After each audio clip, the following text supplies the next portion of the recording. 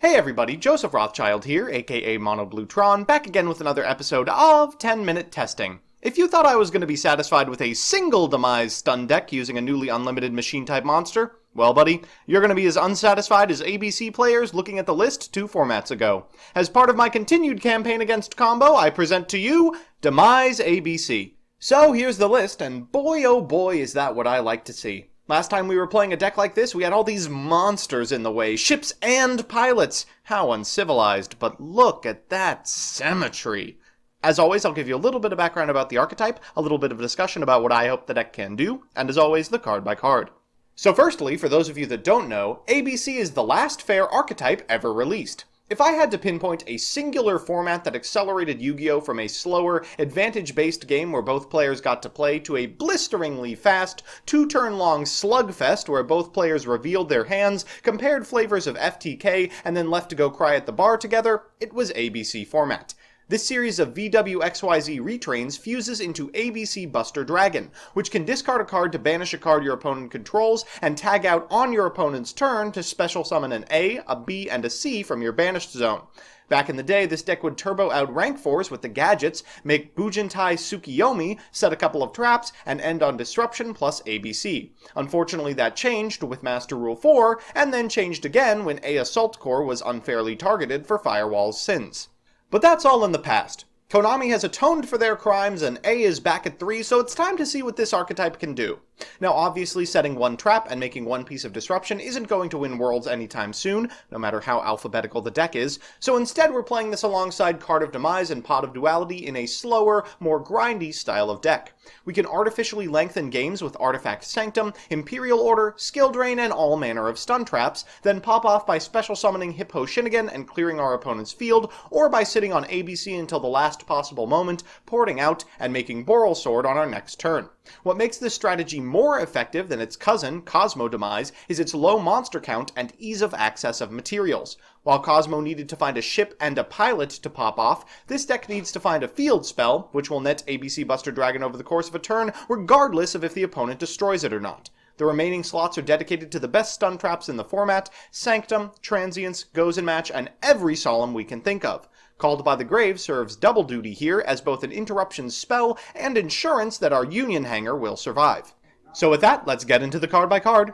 First we've got A is for the way you ash blossom me. B is for the way you ash blossom me. C is very, very likely to end up in my opener, alongside our single Garnet, Scythe. After that is the spells, 3 Demise, 2 Terraforming, 3 Duality, 3 Called by the Grave, and 3 Union Hanger. Remember to support your fellow workers, comrades. After that are the traps, 3 copies of Infinite Impermanence, 3 Artifact Sanctum, 3 Goes and Match, 2 cards that probably should be banned, Imperial Order and Skill Drain, and 5 Solemns. In the extra, we've got 3 ABC, Tornado Dragon, Diamond Dire, Exiton, Tsukiyomi, then Boral Sword, Nightmares Unicorn, Phoenix, and Cerberus, followed by Genius, Hoshinigan, Underclock, and Clara and Rushka. With that, let's jump into the games. Our first match is up against Cyberse. You can see that we've opened pretty well. We're going to start by activating Union Hanger to get an A. We'll normal summon that A to get a B attached from our deck. Set 3, activate Card of Demise, activate Terraforming so we can discard an errant copy of Union Hanger and pass it back to our opponent. In draw phase, we'll special summon Scythe with Sanctum, then allow our opponent to special summon a Link Slayer. They will destroy one of our spell and trap cards, then we'll flip up a Goes and Match, and oh, come on! Okay, let's try that one again. Our opener is once again pretty good. We're playing against Ancient Gear. We're going to activate this Terraforming to get ourselves a Union Hanger. We'll use Union Hanger to get an A, then we'll normal summon the A, attaching a B from deck, set 4, and pass it back to our opponent. In our opponent's draw step, we'll activate Artifact Sanctum to get a Scythe from our deck, then activate its effect. Our opponent is... oh, come on again! Alright, this time for sure. Our opponent is playing Magical Musketeers. They don't have any of the spells or traps, so they'll pass it back to us. We'll draw for turn, and we'll activate Union Hanger. Afterwards, our... oh my god! Alright, well, 2 hand traps at the very least means that it's likely our opponent is going to play it out. Our first match is up against Zombie, a deck that has changed its game plan in recent weeks. They now attempt to activate Zombie World and the graveyard effect of Doom King Baylordrock as much as possible. This list is always skirting the edges of the meta, so it may give us trouble. We're going to activate Pot of Duality. We find 2 monsters we don't want and 1 trap we can live without. We'll activate Card of Demise and oh, there's Ash Blossom. Well, That's screwed up our entire game plan. We're going to activate Artifact Sanctum in the standby phase, and then the effect of Scythe. Our opponent's going to set 2 cards and pass it back. Oh great, Solemn Warning. The 4th of the Solemn cards. I guess that's the risk I run by playing 5. Our opponent is going to activate the hand effect of Fraulein, but boy do I have 4 cards that answer that. They're then going to draw for turn. They have a Solitaire, so they'll normal summon it and activate the effect. That's going to prompt a second strike from me, and as long as we can keep protecting our Scythe in this way, we might be able to do it. Part of that game plan involves Solemn Warning-ing an instant fusion, but I'm not too beat up about it.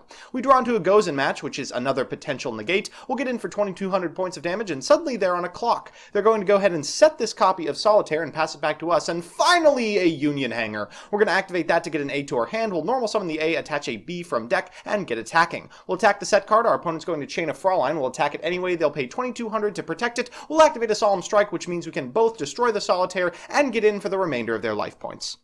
Our second match is up against Pendulum, and oh god, you can always tell the Triff viewer by the Amorphages in the main deck. Our opponent has drawn pretty poorly, but we've drawn even worse, and they're going first, unfortunately. They're going to Pendulum summon 2 cards and go into Electromite. Thank god one of the 2 traps in our hand is a Transience. We'll negate its effect. They will respond in turn by activating Oath Dragon's effect, and then Tribute summoning a Sloth. We don't have a very clean out for this, so we're going to set a copy of B and pass it back to our opponent. They're going to draw, and what do they find but another Amorphage? They're going to normal summon a Time Gazer, get over the Drake, we'll add an A to hand for some eventual future where we're allowed to summon ABC, and then they'll pass it back to us. We draw into a Solemn Strike, we'll normal summon a C, use C to crash into Time Gazer, then use C's effect to special summon another C in defense position, really filling up the grave here, huh? Our opponent is going to Pendulum summon exactly 1 card, a Zhangshei Magician. That is still worth a Solemn Strike from us. They're then going to Oath Dragon this copy of Time Gazer back to hand. We'll use C to get A out of our hand, and then they will Black Fang it, trying to get Zhangshei back, but we have a Called by the Grave for that. They're then going to set a Goliath, and oh my god, I think this actually outs the Amorphage.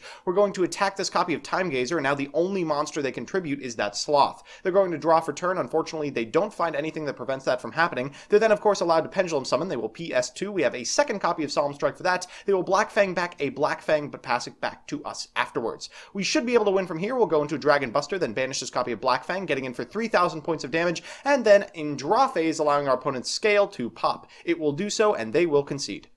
So it's time for game 3, and you know what that means, a best of 3 versus meta. Our opponent is playing Altergeist, which is probably the worst case scenario for us. Stun versus stun doesn't tend to go in favor of the person whose stun deck is not meta.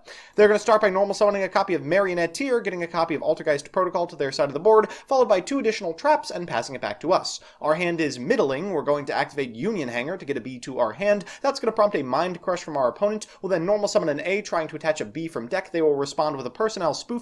Always rough when they draw that one, to get a Multifaker to hand, it onto the board, and a Silquidius soon following. We'll attack said Silquidius. They will return both the Multifaker and our copy of B. We do get to destroy it. This Pot of Duality finds, another trap we don't really want. We'll activate Card of Demise for 1. That's pretty depressing. Set a copy of Union Hanger and pass it back to our opponent. Our opponent's going to flip up this copy of Protocol, trigger the effect of Marionetteer, and then go into battle phase with a copy of Melusik, destroying one of our 2 set Solemn Strikes before returning both this copy of Altergeist Protocol and our A to our hand. They're then going to go into a copy of Hextia, add Conchieri off of this copy of Melusik, and activate Secret Village of the Spellcasters. I don't think we can defeat that. We are going to be able to Solemn Strike this Multifaker while it's in the hand, but we can't beat the Conchieri. We will attack to prompt it, and then in main phase 2, go into our copy of ABC, but of course they can just port out whatever they want with this copy of Personnel Spoofing. They're going to do that right here after they normal summon this copy of Marionetteer. We target it, I suppose, but of course they can tuck it back and get a copy of Multifaker to hand with Personnel Spoofing while setting this copy of Materialization. They'll set 1 more trap, and when we go to tag out, they will respond with a Protocol, tributing this copy of Hextia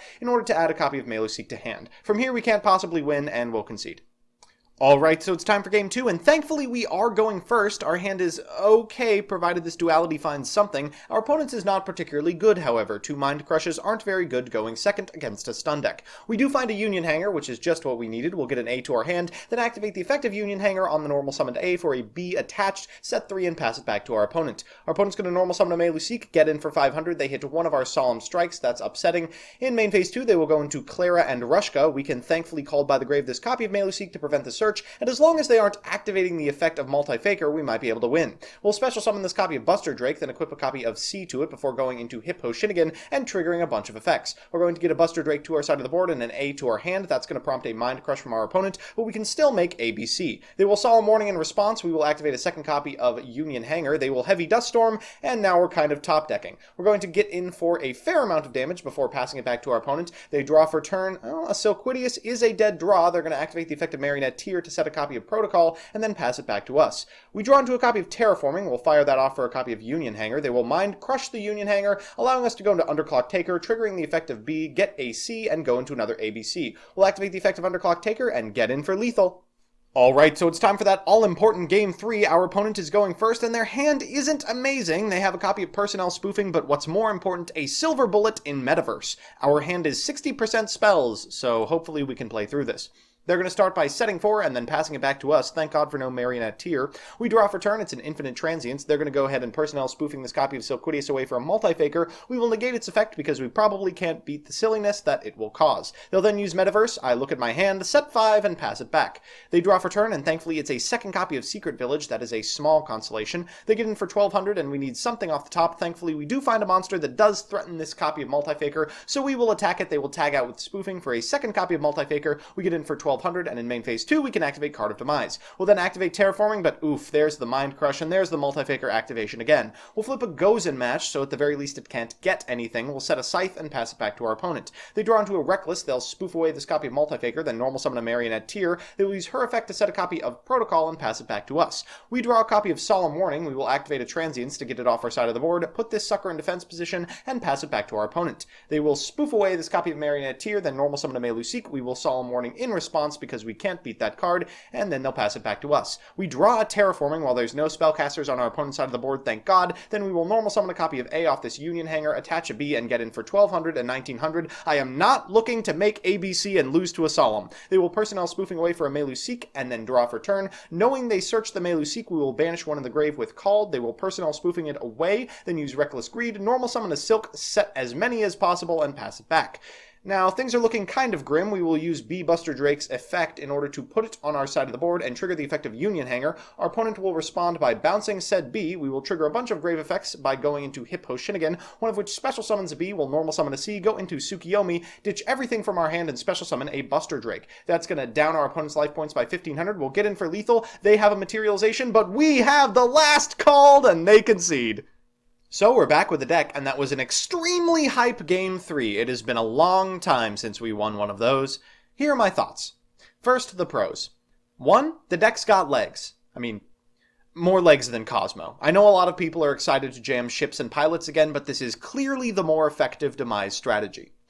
2, Link Summoning is actually a sweet improvement for the deck. Since making Hip triggers both pieces used as materials effects, it is much easier to assemble double ABCs and edge out halfway developed boards. And 3, some people just can't beat Scythe, and this archetype is well poised for a trap trick sideboard that finds it easier alongside cards like Dimension Barrier, Forbidden Apocrypha, Dusters, and the like. And the cons. 1, it does not recycle monsters very well. If your opponent outs 2 ABCs, you have probably lost. There are 1,000,001 ways to beat it on tagout, and if they do so, you are up the creek. 2, it sucks going second. There is just no way to fix this outside of hand traps in the board, but getting set up on usually is game over. And 3, it kind of lives and dies based on its floodgates. If you draw a hand of a couple of monsters and no Gozen, Order, Drain, or Scythe, you're liable to just get out-advantaged. All in all, it's actually pretty sweet. I wouldn't be surprised to see it edging out tops in the coming weeks, although I'd definitely be shocked if it was a consistent meta player. So that's that. I promise the next thing I make on this show will have significantly less Card of Demise. If you want to see me play the decks I make on this show on stream, I'm on twitch.tv/monobluetron every Monday evening from 10 to midnight Eastern Standard Time, and if you have an idea for a certain deck or archetype you want me to take a look at on a future episode of this show, let me know in the comments section below and I'll do my best. Otherwise, I'll see you next time.